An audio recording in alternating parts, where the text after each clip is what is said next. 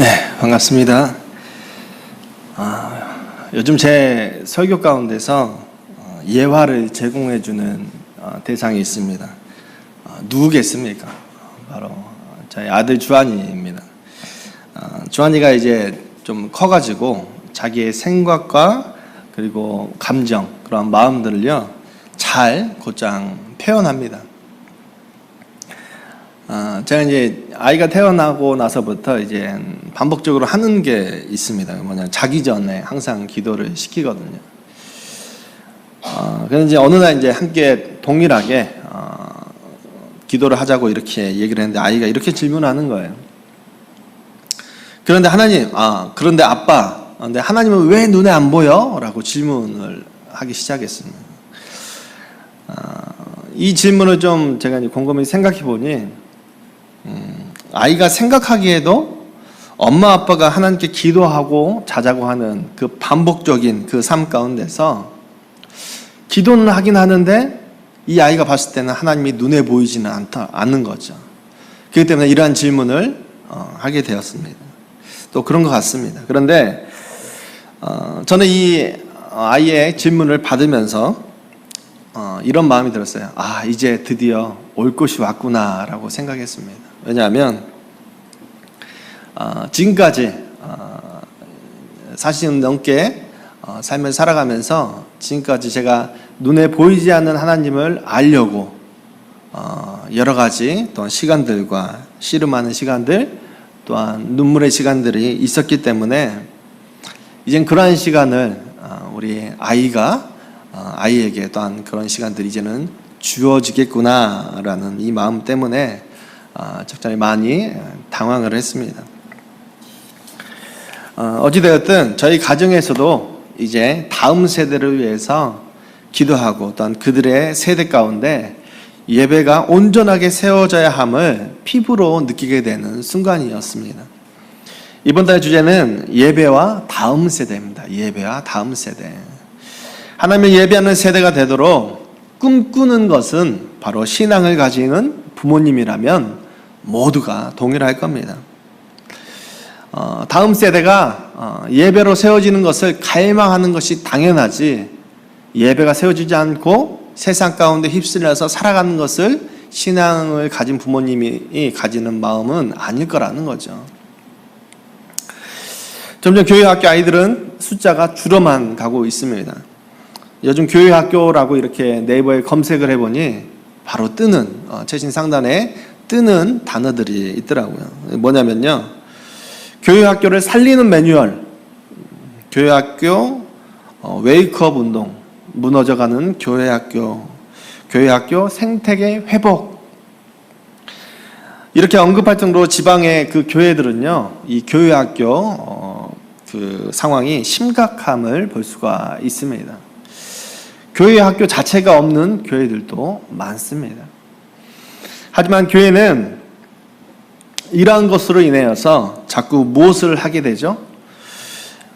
이 아이들의 시선을 조금 사로잡아 보기 위해서 외부에서 더 많은 볼거리와 재미들을 교회 가운데로 문화적인 부분으로 가지고 오게 된다는 것이죠.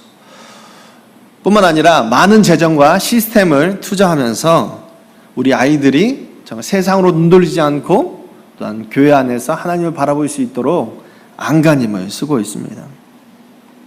그렇지만요, 교회는 볼거리와 재미로는 세상을 따라갈 수 있습니까? 없다라는 거예요.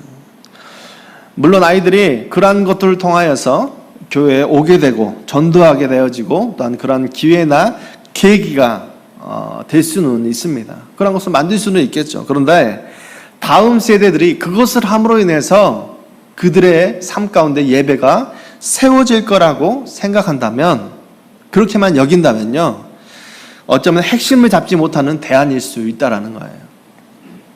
한국교회가 이렇다 할 대안을 내놓지 못하고 있습니다.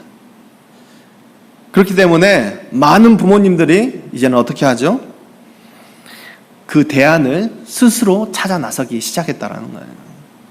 그래서 우리 아이가 예배 시간을 잘 엄수하고 사수하고 다음 반복적인 습관과 훈련으로 길들여지면 그들이 자라나서 하나님을 예배할 거라고 막연하게 생각한다라는 거예요.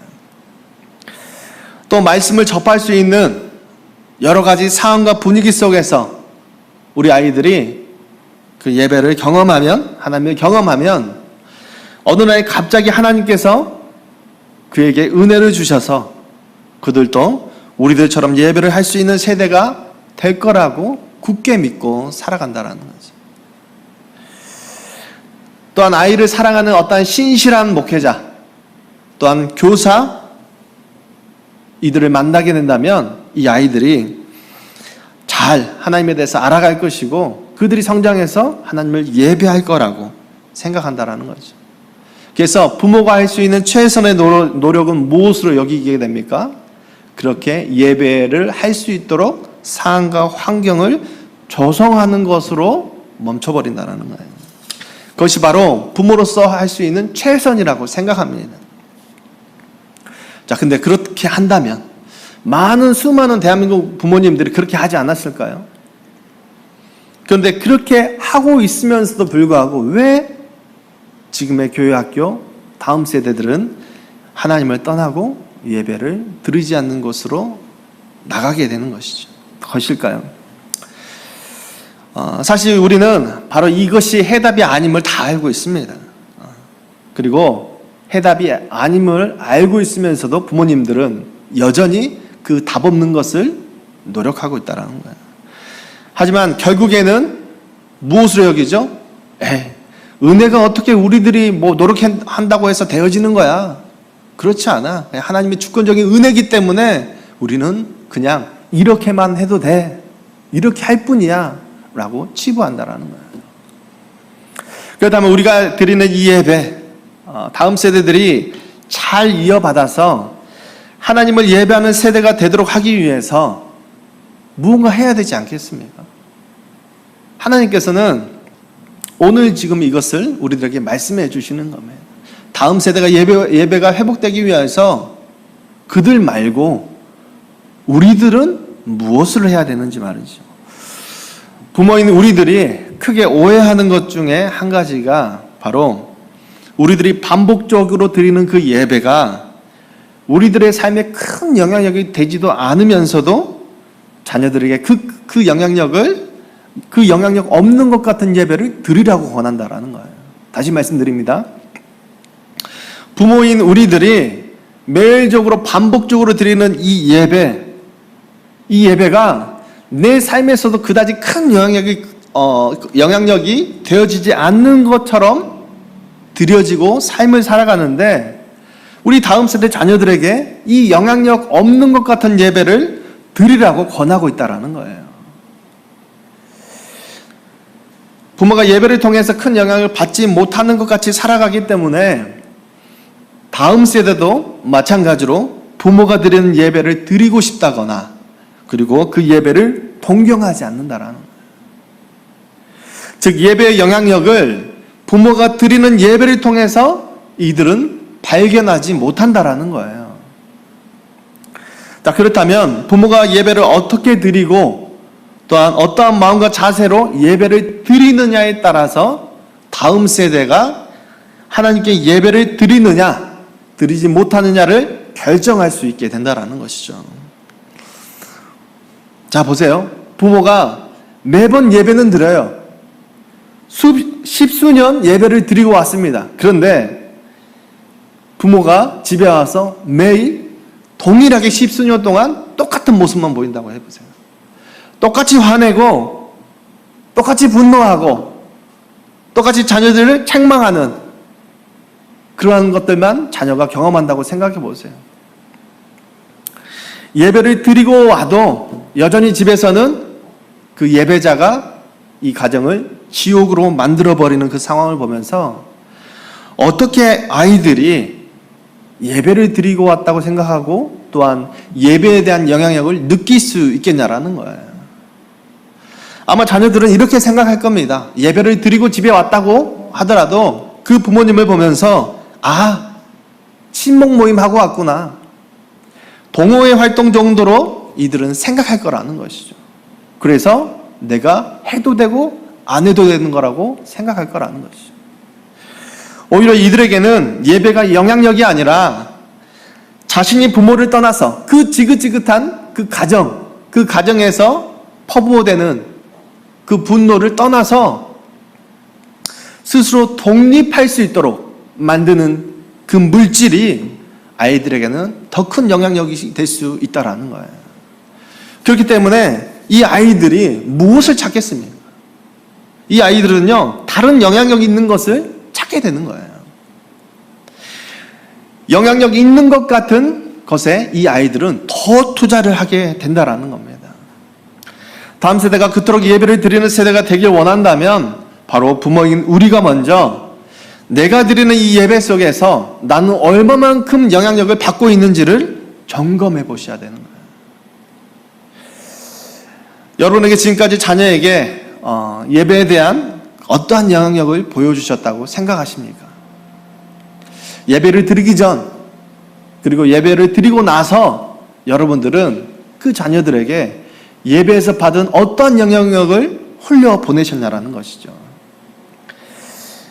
이런 말씀을 드리면 아마 여기 평촌 땅 학부모님들은 많이들 반기하고 아마 그 설교 끝나면 엘리베이터 앞에서 이제 시위하실 수도 있어요. 그런데 어느 교회에서나 자주 보는 장면일 수 있다라는 거예요. 그리고 제가 한 번도 우리 성도님들한테는 이런 질문을 받지 못했습니다. 이상하게 고등학생만 되면요, 고3만 되면 예배를 방학하는 거예요. 그 학생뿐만 아니라 오히려 부모님들이 당당하게 교회 학교 교사들에게 이렇게 얘기하는 거예요. 우리 아이가 고3입니다. 아시죠? 근데 이번 연도는 그래서 당분간 예배 못 나옵니다. 얘기하는 거예요. 다 이해하시죠? 라고 마지막으로 덧붙일 수 있겠죠. 즉 수능과 내신의 그 영향력이 예배보다 못하도록 부모가 앞장서고 있다라는 거예요. 그렇기 때문에 예배의 영향력을 부모가 먼저 스스로 전락시켜 버리게 된다라는 겁니다. 그러니 다음 세대가 예배가 얼마만큼 중요한 것인지 깨달을 수 있겠습니까? 인지할 수 있겠냐라는 거예요. 그들은 1시간 예배 드리는 이 시간에서요, 영향력을 느끼기는커녕 오히려 이 시간이 낭비라고 생각될 겁니다. 또한 예배를 드리고 난 우리들의 삶은 어떤가요? 언제나 그토록 예배를 지키면서 나가고 있지만 부모가 예배를 통해서 변화한 것을 자녀들이 경험하지 못하고 있는 거예요. 부모의 삶이 변화시키지도 못하는 그 예배를 어느 누가 드리고 싶어 하겠습니까? 다음 세대가 예배를 예배답게 드리지 못하는 세대가 되는 것은요, 그 결과를 만들어내는 것은 바로 앞선 세대인 바로 우리들의 몫이라는 거예요. 우리들이 하나님께 드려지는 그 예배를 어떤 마음과 자세로 드리냐에 따라서 발생되는 결과가 다음 세대의 예배라는 거예요. 오늘 본문은 다윗이 여호와의 궤를 자신의 성으로 옮기는 장면입니다. 구약에서 여호와의 궤는요, 무엇을 상징하냐면 하나님의 임재를 상징합니다.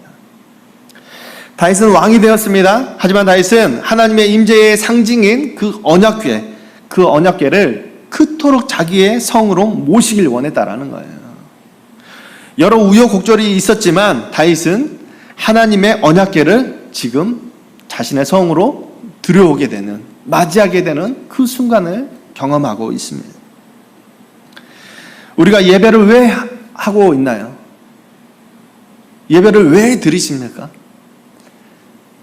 우리가 예배를 통해서 하나의 한 주 내 마음을 즐겁게 하는 정도로 예배를 드리고 있다면 예배를 잘못 보고 계시는 거예요. 예배는요, 하나님의 임재를 경험하는 겁니다. 그래서 다윗은 지금 그 언약궤가 들어오는 것, 하나님의 임재를 경험하고 있는 거예요. 그런데 다윗은 지금 이 예배, 하나님의 임재를 경험하는 그 예배의 시간 가운데 그 상징인 언약궤를 맞이하는 마음과 자세가 어떠하겠습니까? 한번 사무엘하 6장 14절에 보시면 다윗이 여호와 앞에서 힘을 다하여 춤을 추는데 그때 다윗이 배 에봇을 입었더라.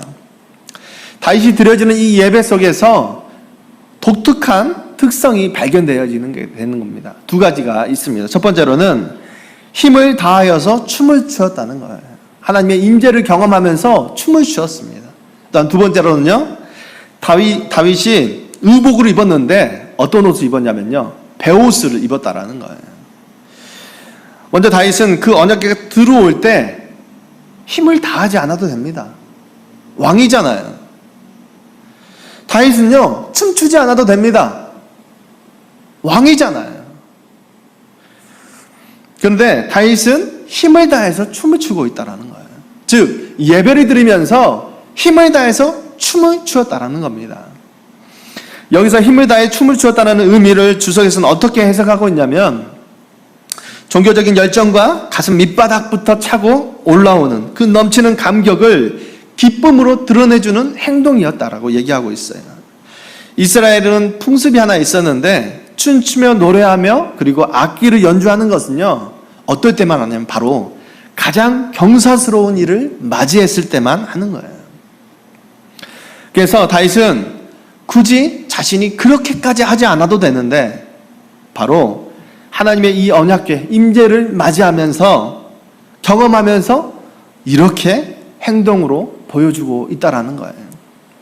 또한 다윗이 배 에봇을 입었다라는 것은요, 다윗은 무엇을 입어야 마땅합니까? 왕의 의복을 입어야 마땅하다라는 거예요. 그런데 배 에봇을 입었다라는 것은요, 이 당시 제사장이 직무를 수행할 때 입는 것이 바로 배 에봇이에요. 에봇입니다. 에봇. 그런데 왕인 자기가 하나님께 예배 드릴 때 제사장이 드리는 직무를 수행하는 그 배 에봇을 입음으로써 인해서 무엇을 드러내고 있죠? 바로 이스라엘의 왕은 자신이 아니라 전능하신 하나님이십니다 라고 자신의 신앙을 보여주고 있는 거예요. 즉 다윗은 자신이 드린 이 예배 속에서 크신 하나님 앞에 자신을 철저하게 낮게 여기면서 예배에 임하고 있다는 거예요. 이것이 바로 진정한 하나님의 임재를 갈망하는 예배라는 겁니다. 그러니 하나님을 위해서 자신이 왕임에도 불구하고 그 체면과 지위, 이 정도가 하나님께 드려지는 이 예배에 걸림돌이 되지 않는다라는 거예요. 이러한 다윗의 예배, 이 예배를 누가 보고 있습니까? 이스라엘 온 백성들이 보고 있는 거죠. 이스라엘 백성들은 다윗을 보면서 누구를 바라봤겠습니까? 전능하신 하나님을 바라보게 되는 것입니다. 이스라엘 백성들이 생각해 보시면 영향력이 있다고 생각하는 사람이 누구이겠습니까? 눈에 보이는 자신의 나라를 다스리는 자신들의 왕인 다윗이 그들에게는 가장 영향력이 있는 인물로 보여지게 되는 거예요. 자, 그런데 다윗이 다른 때는 모르겠는데 이 언약궤를 들어오는 이 과정 가운데서 힘을 다해서 춤을 추고 베옷을 입는 거예요. 그것을 바라보면서 무엇을 느끼겠습니까? 바로 다윗의 그 예배 속에서 다윗보다 더 큰 분이 계시는 거구나 라고 바라보게 되는 거예요. 그리고 그럴 때 비로소 다윗의 예배를 바라보면서 그 큰 용사인 다윗을 엎드려지게 하는 하나님의 영향력을 이들도 보게 된다라는 것입니다. 그래서 우리가요, 다른 거 다 안 해도 됩니다. 무엇이냐면 예배에만 우리가 목숨을 걸면 다음 세대들은 그 목숨 건 예배를 통하여서 예배에 대한 영향력을 느끼게 될 거라는 것이죠. 그래서 자신들도 그러한 영향력을 받기 위하여서, 그리고 하나님이 궁금해질 것이고 하나님을 점점 알아가면서 예배가, 그리고 예배자로 세워질 거라는 것입니다. 제가 이 설교를 준비하면서 생각해 보니 어릴 적에 저는 가정 예배를 한 번도 드리지 못했습니다. 저희 어머니는 어떻게 얘기하실지 모르겠지만 기억이 나지 않아요. 만약에 드렸다고 하더라도. 그만큼 가정에서 예배를 드리는 것은요, 저에게는 흔하지 않는 일이었다라는 거예요. 그런데 이제 저는 이 예배, 가정에서 드릴 수 있는 예배를 이 정도로만 생각했어요. 뭐 신방 예배, 목사님이 오셔서 신방 예배 드리는 것, 또한 이사하거나 뭐 이럴 때 드리는 예배 정도로 가정에서 드리는 예배를 생각했습니다. 또한 말씀을 저는 꾸준하게 읽는 훈련도 하지 않았습니다. 받지도 못했습니다. 매일같이 기도하면서 자는 이것도 저는 훈련을 받지 못했다라는 거예요. 그런데 제가 딱 한 가지 우리 부모님인 우리 어머니를 통해서 자주 보는 장면이 한 가지 있었습니다. 아주 공통적이었습니다. 그것은요, 바로 어머니의 삶이 내가 보기에도 가장 어렵고 힘들고 팍팍한데도 불구하고요, 새벽 예배, 금요 철야 기도회, 또한 예배란 예배, 이것은 다 빠짐없이 사수했던 저희 어머니를 보며 자랐다라는 것이죠. 그리고 그냥 예배를 참석하는 정도로, 이 정도로만 만약에 보고 자랐다면 아마 마음이 달랐고 또한 생각이 달라질 수도 있습니다. 그런데요, 저희 어머니는 예배를 참석하는 정도가 그냥 이 자리에 와서 주일에 한 번 예배드리는 이 정도가 아니라, 예배를 드리기에 앞서 맡아 있는 봉사와 섬기도 많잖아요. 그것을요, 최대한 시간을 쪼개서 봉사와 섬김을 하려 하는 거예요. 그리고 바쁘게 분주하게 봉사와 섬김을 하면서도 예배당에 와서 하나님께 예배드리는 모습을 제가 보게 되는 것이죠. 주일날에는 또한 다른 일정을 결코 잡지 않았습니다. 그래서 저도 김양림 목사님이 소원하는 그것처럼 주일에 교회를 안 가보는 게 제 소원일 때가 있었어요. 그런데 저희 어머니는 전혀 다른 일정을 주일날 잡지 않았습니다. 그리고 오히려 그 일정이 잡혀지려면 취소하는 모습을 보게 되는 거죠. 그리고 정 급한 일이 있으면 예배를 드리고 그 다음 일정으로 그 약속 시간을 잡았다라는 거예요. 또한 더 급한 일이 생기면 그 지역으로 미리 가서 교회를 알아보고 또한 그곳에서 주일 정확하게 11시 예배를 드렸다라는 겁니다. 또한 이뿐만 아니라 예배를 드리면서 저희 어머니는 항상 울며 기도하는 그 모습을 저에게 보여주셨어요.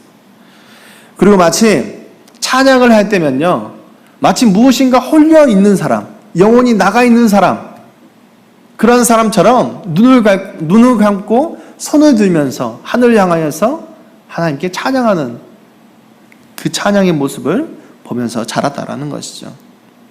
또한 삶이 그렇게 어렵고 힘든데도 예배를 드리고 와서 그 힘든 몸을 이끌고 다시금 그 예배 가운데 무언가 힘을 받아서 자녀들을 열심히 돌보고 또한 자녀들이 앞길을 최선을 다해서 달려나가시는 그 어머니를 보며 자랐다라는 것입니다. 이것이 바로 제가 보는 저희 어머니의 예배의 모습이었습니다. 그리고 예배의 영향력이었다라는 것이죠. 우리들이 드리는 예배 어떠합니까? 우리들은 예배를 드릴 때 박수 치는 것도 우리는 주변 눈치를 보면서 꺼리지 않습니까? 하나님의 임재를 경험하러 왔는데 그 임재를 경험하지 못하고 돌아가는 백성들이 많다라는 거죠. 크게 소리 높여 기도할 수 있는 시간과 공간과 또한 장소, 환경을 만들었음에도 불구하고 다른 사람들이 내 기도를 들으면 어떡하지라는 그런 마음을 가지고 큰 소리 내어서 주님 앞에 마음껏 기도하지 못하면서 살아가는 거예요. 그러니 교회 안에서 드려지는 그 예배가 어떻겠냐라는 겁니다. 1년 내내 침묵 기도할 수 있습니다. 1년 내내 침묵 찬양이 되는 거예요. 예배 시간에 나 때문에 다른 성도들이 피해를 입거나 방해하지 않을까, 이런 배려심 좋습니다. 그런데 매번 그렇게만 하면 우리조차 예배의 영향력을 느낄 수 없게 된다라는 거예요. 물론 아무 때나 그러면 안 되겠죠. 그런데 다윗처럼 하나님을 진정으로 사랑해서 드리는 예배가 있다면, 그리고 예배자들이라면 기쁨과 감격 그리고 환호와 외침이 매 예배 때마다 넘쳐나야 되는 게 당연하다라는 거예요. 우리는 생각해 봐야 됩니다. 많은 사람들이 다윗처럼 찬양 드리면서 힘껏 춤을 추는 것이 맞는지, 모두가 그냥 잠잠하게 예배를 드리든 경건한 예배 모습을 보여주기 위하여서 잠잠한 그 예배 시간이 되는지, 우리는 무엇이 맞는지 점검해 봐야 된다는 거예요. 많은 사람들이 그렇게 하지 못하기 때문에 오히려 하나님의 임재를 경험하고 기쁨이 충만한 사람들이 드리는 행동과 표현과 이런 것들이 오히려 많은 사람들이 봤을 때는 이상하게 여겨질 수밖에 없는 것이죠. 마치 무미건조한 그 예배, 기쁨과 눈물과 감격과 감사가 없는, 회개의 눈물이 없는 그 예배는요, 바로 그 예배는 정상이 아닙니다. 많이 시끄럽고 좀 정신이 없을 수 있어요. 아이들도 있고 또한 나와 다른 사람들, 그리고 목소리 톤이 다 다르잖아요. 조금 시끄럽고 정신없어 보일 수가 있습니다. 그러나 모두가 하나님의 임재를 소망하고 갈망하면서 드려지는 그 눈물과 애통, 그 감격의 시간이 바로 예배의 시간으로 드려지고 있다면 그것이 바로 정상적인 거 아니겠습니까? 평생 살면서 예배 가운데서요, 주님 한번 크게 목 놓아 불러보지 못하고 주님 앞에 가는 성도들도 있을 겁니다.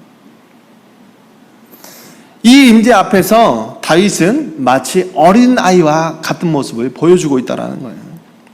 세상의 어떤 부귀영화, 그것을 누리는 것보다 하나님의 언약궤가 자신의 성으로 들어온다라는 이 사실 하나만으로도, 하나님의 임재가 이제는 다윗 성으로 이제는 오고 있다라는 이 엄청난 기쁨과 즐거움만으로도 다윗을 이렇게 행동하게 만들었다라는 거예요.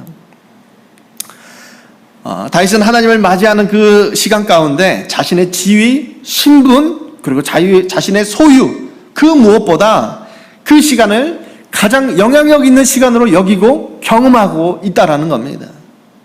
그래서 그 다윗이 예배드린 그 예배의 모습을 앞서서 말씀드린 것처럼 누가 봅니까? 온 이스라엘 족속들이 보게 되는 거예요. 그래서 이들도 즐거워하며 환호하고 나팔 불게 되는 겁니다.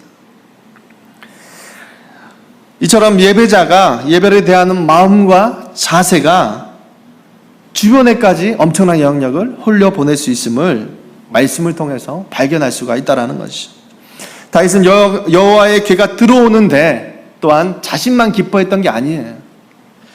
바로 이 예배가 진행되고 후에 자신의 이름이 아니라 자신이 영향을 받고 있는 여호와의 이름으로 이들을 축복하는 거예요. 뿐만 아니라 모든 백성에게 남녀를 막론하고 여러 가지 떡 한 개와 고기 한 조각, 건포도와 떡 한 덩이씩을 나눠주어서 집으로 돌려보내게 되는 것이죠. 이것은 화목제물의 규례입니다. 하나님께서 정하신 거예요. 하나님께서 곧 말씀하신 거라는 것이죠. 제사를 참여하는 모든 사람들이 함께 나누어 먹도록 규정하는 사실이라는 것이죠. 즉 다윗은요, 예배 후에도 하나님께서 말씀하신 이 규례, 말씀을 지키는 것으로 모든 온 이스라엘 백성들에게 영향력을 전달하고 있다는 겁니다. 다른 사람에게 일부러 영향력을 보여주기 위해서 예배 후에 다윗이 스스로 무언가를 행동을 한 게 아니라는 거예요. 예배 가운데서도 하나님의 영향을 받는 사람들에게는 예배를 드릴 때 영향을 자신 스스로도 받지만 뿐만 아니라 자연스럽게 그 영향력이 흘러간다라는 거예요. 말씀을 내가 안간힘 써가지고 지키려고 노력하는 게 아니라 하나님의 임재를 경험하면요, 하나님의 말씀을 지킬 수밖에 없게 된다라는 거예요. 바로 예배 속에서 무엇을 보았기 때문이죠? 하나님을 보았기 때문입니다. 하나님께서 내 예배 가운데, 우리가 드리는 이 예배 가운데 임재하셨음을 바라보았기 때문에 하나님의 말씀 그냥 지나칠 수가 없는 거예요. 지킬 수밖에 없게 된다라는 것이죠. 그리고 그것이 바로 주변에 영향력으로 전달된다는 사실인 겁니다. 예배를 드리고 나서 변하는 것이 당연합니다.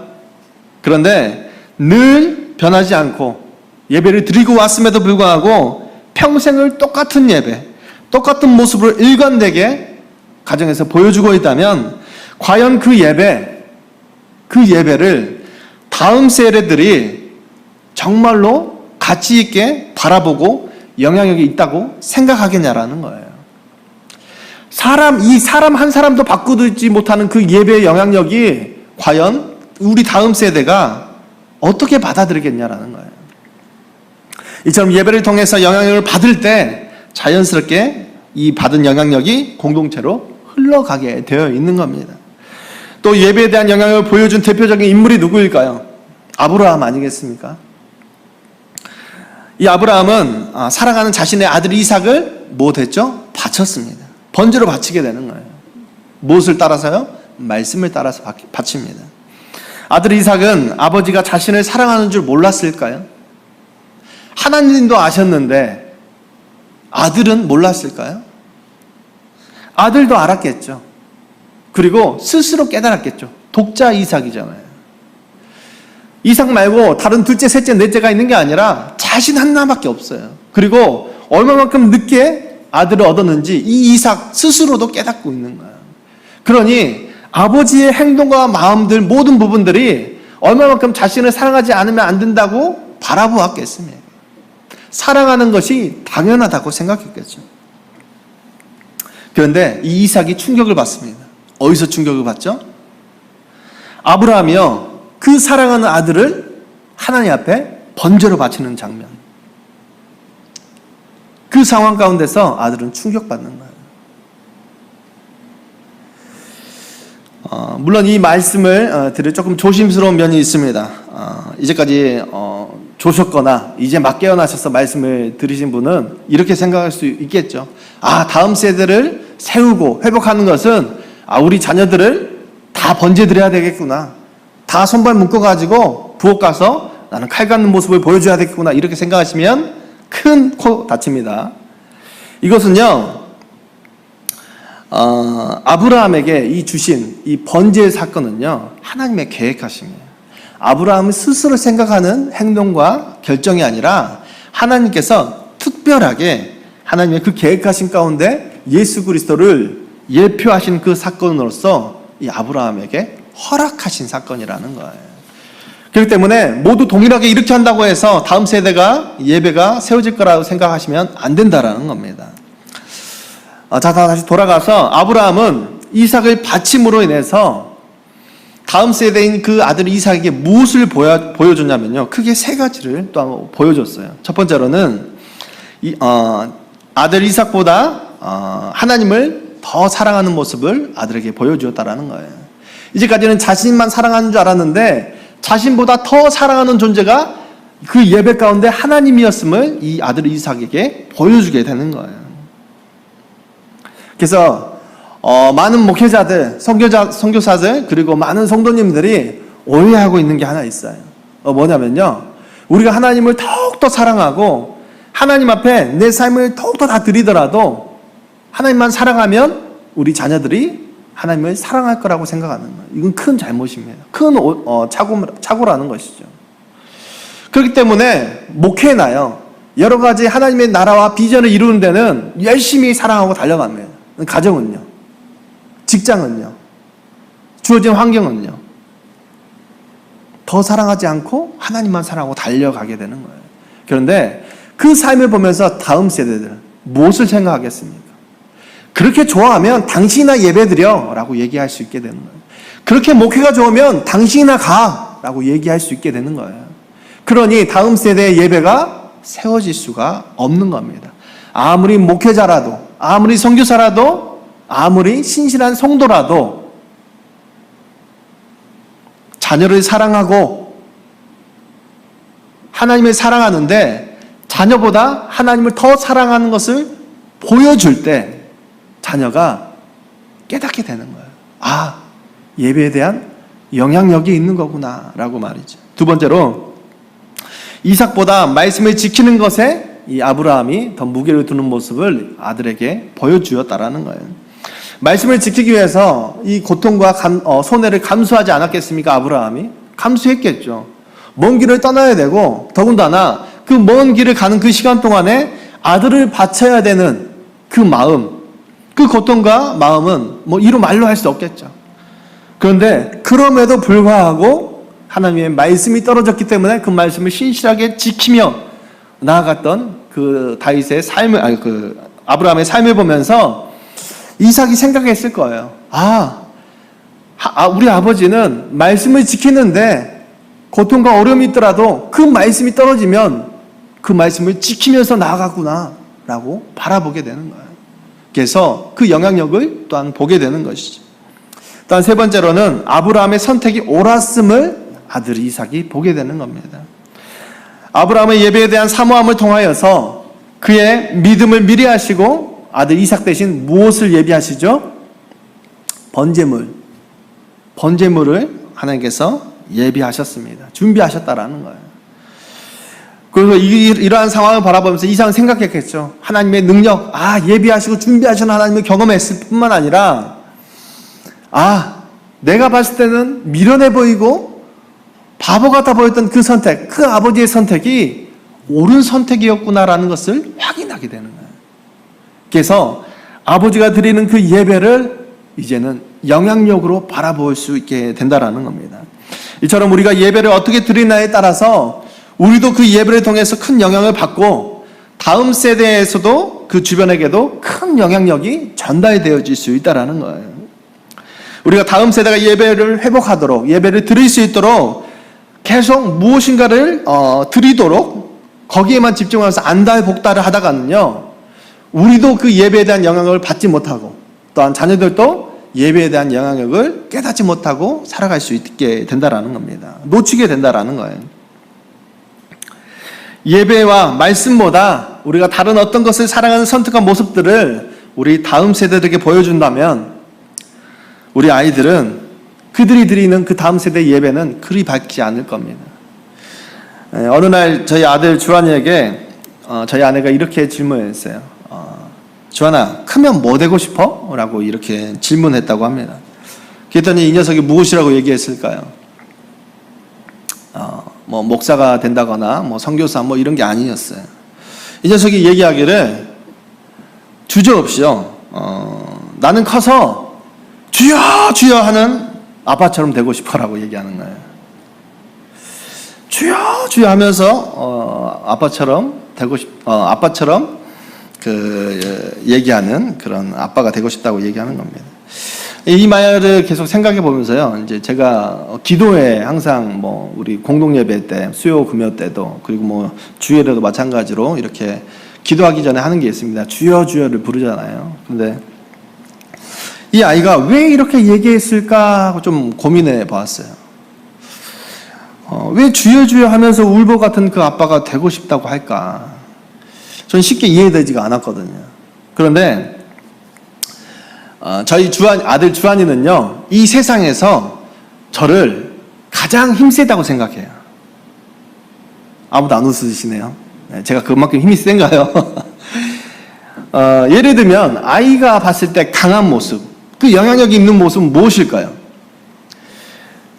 차를 되게 좋아하거든요, 저희 아들이. 그런데 차를 그렇게 몰아보고 싶어요. 그리고 아빠는 주차를 잘한대요. 그리고 아빠는 힘이 세대요. 자꾸 얘기를 하는 거예요. 그렇다면 주한아, 너가 뭐가 되고 싶어? 라고 얘기했을 때는 아빠처럼 차를 모는 사람, 운전사가 되고 싶다거나 아니면 높은 곳에서 점프하고 안아주는 그런 힘센 아빠가 되고 싶어 라고 얘기할 법한데, 주한이는요, 주여 주여 하는 아빠가 되고 싶다고 얘기하는 거예요. 그런데 제가 생각해 보니까는 깨달아지는 게 있었어요. 이 아이가 보는 것이 있었구나라고 생각되어졌는데요. 바로 저는 대부분 이 주여 주여를 외치면서 무엇 하냐면요, 한없이 웁니다. 한없이 울어요. 주님을 부르면서 많이 웁니다. 왜 그토록 눈물이 나는지 저도 모르겠어요. 제가 하도 이제 그 설교 강대상에서 많이 울기 때문에 많은 성도님들이 그런 얘기를 하세요. 감수성이 풍부하세요 라고 얘기하세요. 그런데요, 저 웬만하면 울지 않습니다. 울지 않아요.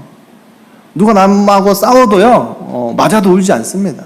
그런데 이상하게 하나님만 생각하면 그렇게 기도하면서 눈물이 나요. 그런데 그 아이가 되고 싶다라는 것, 주여 주여 하고 싶다라는 이 말 속에 주여 주여 하고 싶다 하며 부르는 그 아빠가 되고 싶다라는 그 얘기가 바로 저에게는 이렇게 들렸다라는 거예요. 어쩌면 아빠, 울보 아빠가 되는 상황이잖아요. 그렇죠? 우리가 운다라는 것은 가장 나약해진다고 생각할 수 있잖아요. 그런데 가장 나약해지는 아빠가 되고 싶다고 하는 것은요, 이 아들의 생각 가운데서는 내가 아는 아빠는 가장 강한 아빠인데, 내가 아는 아빠는 가장 힘세고 이 세상 어디에도 대적할 수 없는 그런 아빠인데, 그런 아빠가 예배하면서 주여 주여 하면서 울고 있는 거예요. 이 모습을 보게 되는 거죠. 그래서 무엇이라고 생각하겠습니까? 바로 저렇게 강한 아빠가 저렇게 낮아질 수 있는 예배를 드리고 있구나라고 보게 되는 거예요. 그래서 그 상황 가운데 누구를 보게 되죠? 우리 아빠보다 더 강하신 분이 하나님이셨구나라는 것을 몸소 느끼고 바라보게 되는 거예요. 그래서 이제 이게 제 생각으로만 생각되어진 것 같아서 제가 주한이한테 한 번 더 질문했어요. 주한아, 너는 왜 주여 주여 하는 아빠처럼 되고 싶어? 왜 그렇게 생각했어? 얘기했더니요, 얘가 한마디를 저에게 던지는데 깜짝 놀랐습니다. 아빠가 그때 울어 라고 얘기하는 거예요. 참 많은 생각들이 저에게 찾아왔습니다. 이처럼 우리들의 삶 가운데 우리가 드려진 그 예배 속에서 우리가 진정으로 하나님을 갈망하고 소망하고 바라보면요, 다윗처럼 기쁜 예배, 하나님께서 우리들의 삶 가운데 임재하시고 여전히 지키고 계신다라는 그 영향력을 받을 수밖에 없다라는 거예요. 그렇기 때문에 찬양과 또한 기도, 말씀 듣는 것이요, 우리들 삶 가운데, 예배 가운데 기쁨이 되어지는 거예요. 환호성이 되어지는 거예요. 그런데 우리들의 마음 가운데 이 예배에 대한 영향력을 우리가 알지 못하고 예배를 드리면요, 하나님을 제대로 알지 못하고 예배를 드리면 어떻게 될까요? 여전히 그저 왔다 지나가는 한 시간의 예배가 될 수 있다는 거예요. 말씀을 정리하겠습니다. 우리 자신도 가치 없게 드리는 예배, 어떻게 다음 세대에게 드리라고 말할 수 있겠나라는 겁니다. 또 다음 세대들은 우리들의 이 말을 이해하고 받아들일 수 있겠습니까? 아무런 영향력 없는 것 같은 그 예배를 부모가 드리고 있는데 말이죠. 진정한 영향력은 하나님께서 하나님과 교제할 수 있도록 열어주신 예배를 통해서, 하나님께서 우리가 온전한 마음과 자세로 주님을 만났을 때 그때 내 삶을 통해서 보여지는 것이 바로 다음 세대가 바라보는 영향력이 될 수 있다는 거예요. 그래서 그러한 부모, 그러한 세대는 그 후에 예배가 무너지지 않을 수 있음을 확신하게 되는 겁니다. 만약 다음 세대가 점점 예배의 영향을 벗어나려고 하십니까? 그러면 부모인 우리가 이 예배를 어떻게 여기고 드리고 있는지 우리의 마음과 자세를 바라봐야 될 것입니다. 찬양팀 나와주시고요. 오늘 이처럼